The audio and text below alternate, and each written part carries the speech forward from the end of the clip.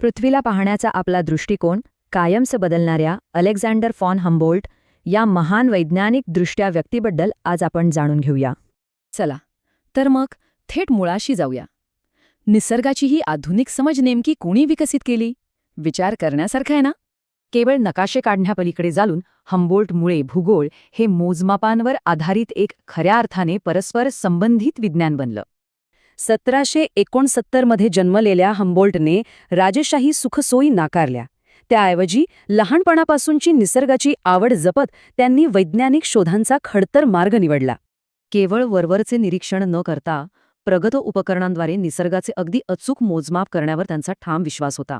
आणि याच अचूकतेतून सुरू झाली त्यांची 5 वर्षांची ऐतिहासिक लॅटिन अमेरिकन मोहीम, जिने विज्ञानाची दिशाच बदलून टाकली.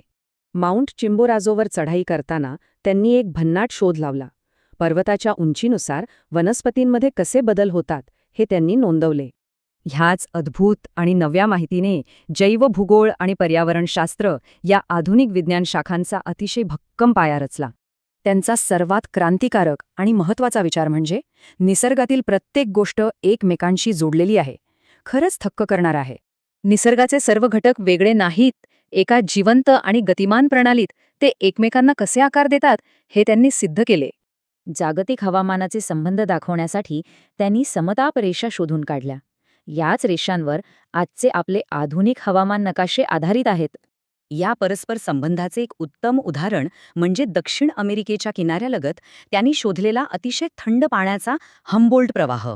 सर्वांत आश्चर्याची गोष्ट म्हणजे जंगलतोड आणि मानवी हस्तक्षेपामुळे होणाऱ्या हवामान बदलाचा इशारा त्यांनी शेकडो वर्षांपूर्वीच दिला होता.